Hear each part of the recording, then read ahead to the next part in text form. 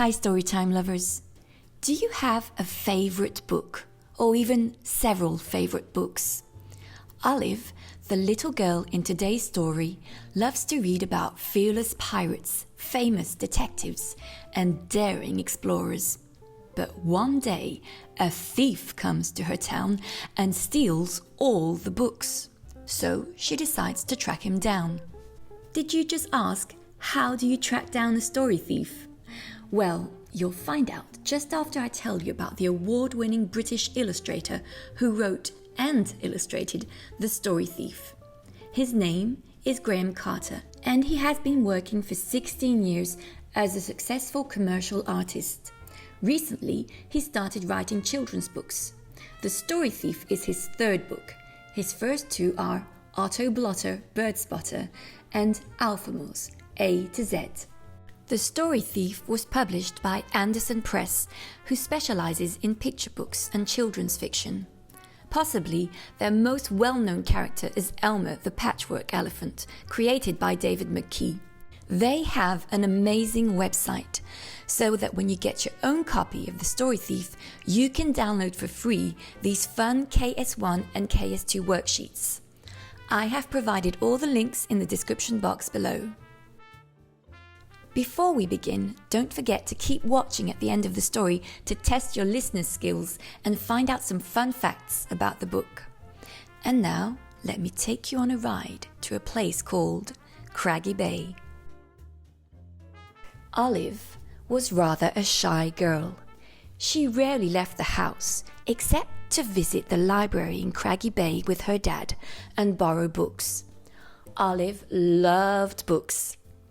They were returning home from their latest trip when, sploosh, one of her books fell overboard and sank down, down, down into the murky depths, where it woke a strange creature.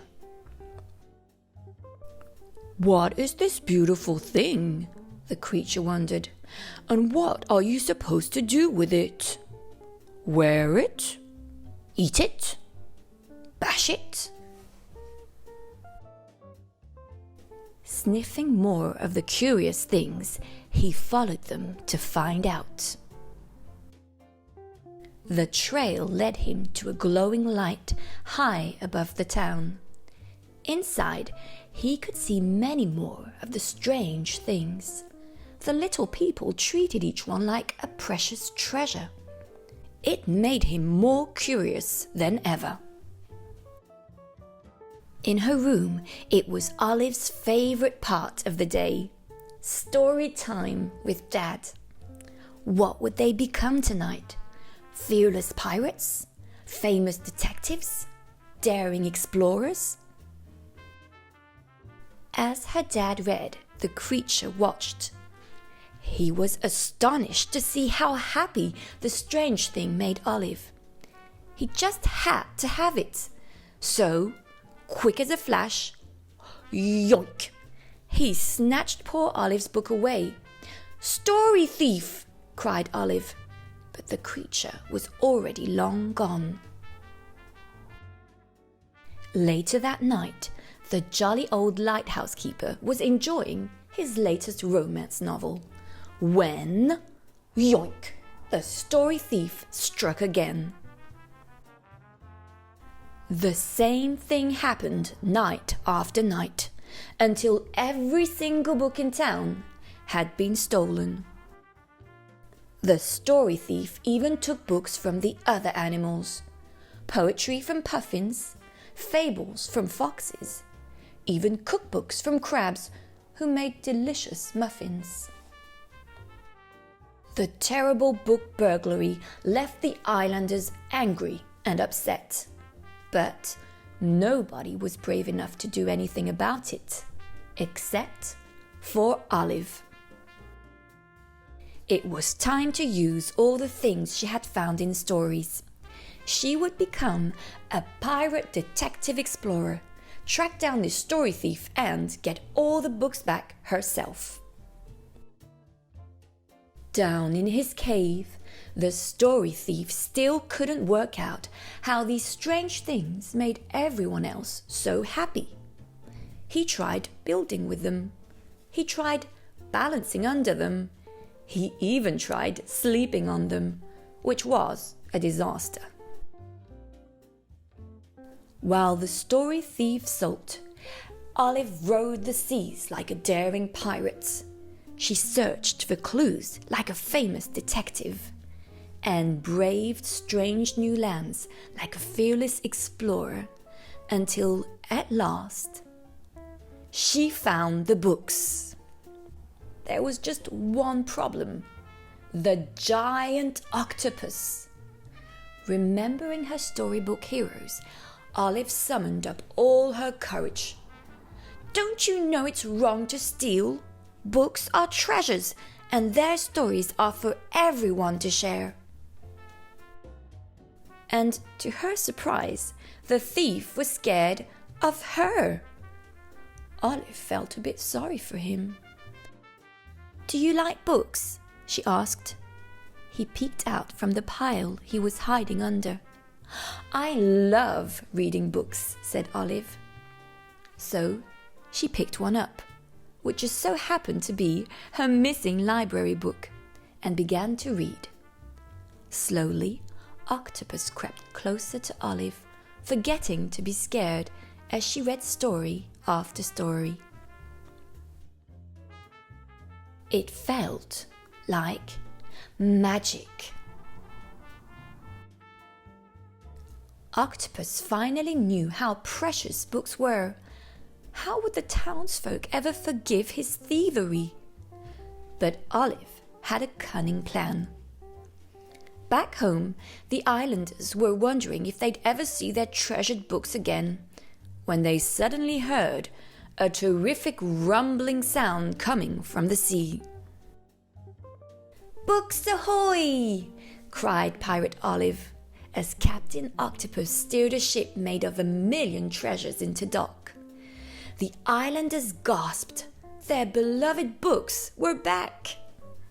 And when Olive explained why he had taken them and how sorry he was, everyone agreed to give Octopus a second chance. From that moment on, Octopus fitted well into life on the island. He helped with chores. He listened to stories. He even found time for reading lessons with Olive. And the more he read, the bigger his ideas got. Eventually, Olive and Octopus were ready to share their new idea with everyone. The story ship. People would come from far and wide to hear their amazing tales of adventure. No longer the story thief, Octopus was now the storyteller. The best one ever. Wow, wouldn't you just love to build your own story ship like Olive and Octopus? You can make one in your bedroom, or in your living room, or even in a tree house. But before you start building, let me test your memory skills. Do you remember what kind of books the octopus steals from the following characters? What does he steal from the jolly old lighthouse keeper? A romance novel. The puffins? Poetry. The foxes? Fables. And the crabs? Cookbooks. And I'm going to let you in on a little secret to help you remember what kind of books every animal reads. Listen again and pay attention to sounds. Poetry from puffins, fables from foxes, cookbooks from crabs. Graham Carter is using a literary device called an alliteration. Now, that may sound like a complicated word, but it actually just means that the writer repeats the same consonant at the beginning of several words. You may have not noticed, but this device is often used to create the names of famous characters and make them easier to remember. For example, Mickey Mouse, Donald Duck, Peppa Pig, and Wonder Woman. Now, to make sure that after reading this story you are a literary expert, one ultimate challenge. Are you ready? How did Graham Carter make sure that you would remember the two main characters' names? By using an alliteration, of course. An alliteration with the letter O, octopus and olive. Well, that's all for today. Don't forget to check out the links below if you want to find out more about Graham Carter and get a copy of The Story Thief. And I would love for you to let me know what your favorite book is, and why not try and create your own alliterations. Take care, read on, and see you soon.